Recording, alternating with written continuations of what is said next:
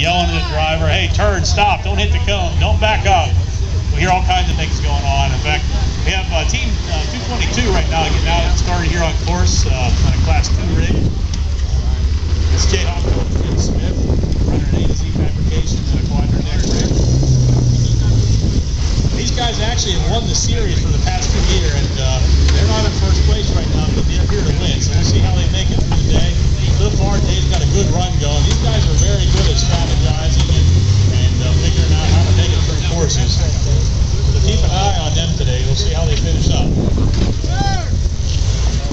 A few new rigs here, a few rigs we've seen before, so it's an exciting day to see how some of these new rigs do on course. We do have Team 207 in a Class 2 rig. That's Jim Widmeyer. Good looking TJ with a set of BMG crawler on it. Jim, actually, I talked to Jim here the last competition. He's got an interesting hood on that TJ, and he told me he kind of got tired of replacing the aluminum hood or the steel hood, so he just had a plastic one built. We'll see. And here we go. Team 626 hooked up to the crane of shame. He broke something. I'm not sure. Not sure what he broke, but he's having to get crane of shame off the course. Now here's a new rig we haven't seen before. It's Team 024. That's Ryan Chapman in an unlimited rig. It's a good looking little white rig. Almost looks like he's running a Dana 44 in the rear. Got a 4-link on it. So far doing very well. Right up over. One of the other things interesting about that rig, I see a propane bottle on it. Now, a lot of these guys will actually convert their motor over to run on propane, because carbureted rigs, as soon as you get them off camber or on a steep climb, they start to shut off. Well, propane obviously is liquid. It's actually a gaseous fuel. So basically, it doesn't matter what angle, that thing will run completely upside down. Which I'm sure Ryan's hoping not to have to prove right now. He's trying to sneak his way up over this hill and not hit that cone with his passenger side. One of the interesting things is we have a different perspective from what that spotter sees. And I don't know if you guys are watching that or not, but he got a lot closer to that cone than what he thought he was going to, I believe. The judge standing there. It's actually a tricky spot for the judge, because as a judge, you'll stand there and you can see when they're going to hit a cone, but you cannot do anything to warn that driver or that team. So it's interesting to have to stand there and just watch as teams get themselves into trouble. Now these guys are at a nasty off camber deal right now. Kind of interesting. You'll notice how much that rig is leaning to the driver's side, and the big shocks in the back are what we call air shocks. Air shocks will really allow a lot of axle movement and a lot of suspension travel, but they're not that stable. You'll notice how much he's leaning. A couple things he can do.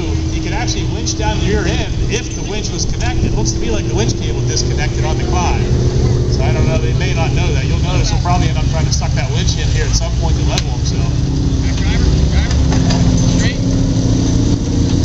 So we'll see what the team does here, trying to get that rear driver's side tire to climb.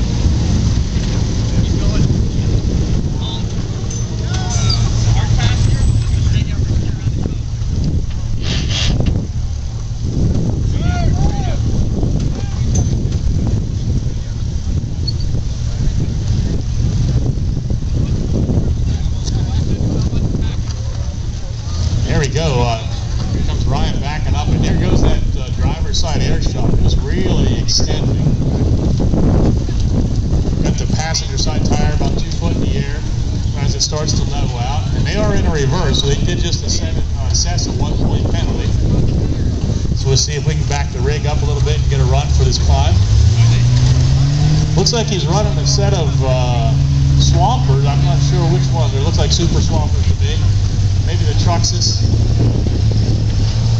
Not sure if he's running bead locks or not. It looks like it might be an internal bead lock or no bead lock at all.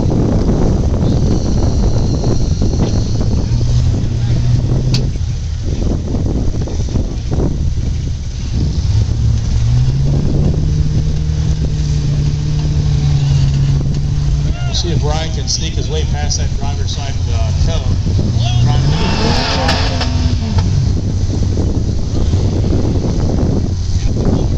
Problem now is if they back up, they take the cone.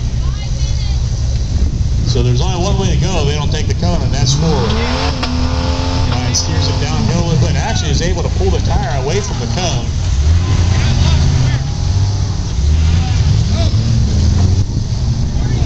you'll notice drivers doing this throughout the day. They'll get to a spot and just kind of work those tires, warm them up on the concrete. Sometimes the rig will make it up over, sometimes it won't, but it's amazing. They can sit there and just do the, looks like they're doing the exact same thing for quite a while, and eventually it will make it up over.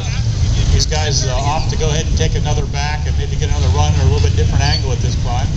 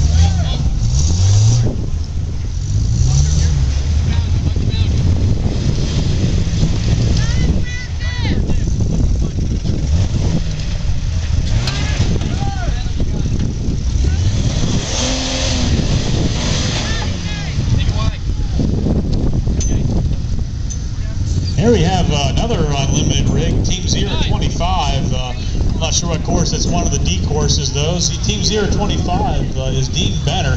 Dean's been around, that rig has been around. He's actually doing real well, and you'll notice he is using rear steer as he drives over towards the passenger. I'm not sure, he may end up having to take a backup. He's pretty close to the banner down here, and there we go, in a backup. One of the other things that you'll hear teams say is, hey, if we're going to take it back, make sure we use it. And the reason for that is you don't want to just go an inch back and then come back forward and go back again. Because every time there is a change in direction, you are assessed another point.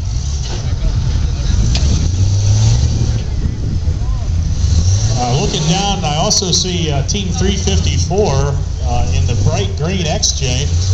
Team 354 is Matt Williams, and it's the brothers, Matt and Dave Williamson, out here competing in a low buck rig.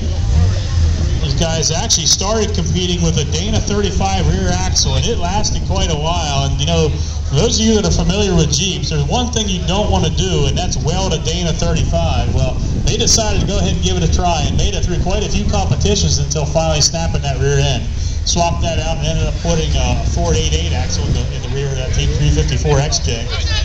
And one of the interesting about XJs is they do have a little bit longer wheelbase than the TJs or the YJs, so they climb very well. But the problem with them is they're so long that when you get up onto a rock, you can bottom out the center pretty easily and just kind of turtle the rig up on top of a rock. And I have seen that Team 354 rig turtle up on a rock. Now so far, it looks like they have enough tires on the ground they can pull themselves through this rock pile. We'll see how they finish up here. And here we have Team 222, Jay Hockdale and Jim Smith getting ready to do the drop-off in their 97 TJ. Now, if you were out at the Carlisle Truck Show last week on the rock pile, basically that Team 222 rig was on his roof. He ended up flopping it a couple of times and put it all the way upside down. Jay and Jim hoping not to have to do that today. So far, it looks like they're all right. Nice and stable down off the rock pile. All they got to do now is break the plane with the front two tires, and they're done. So here we go, back to Brian Chapman, Team 024.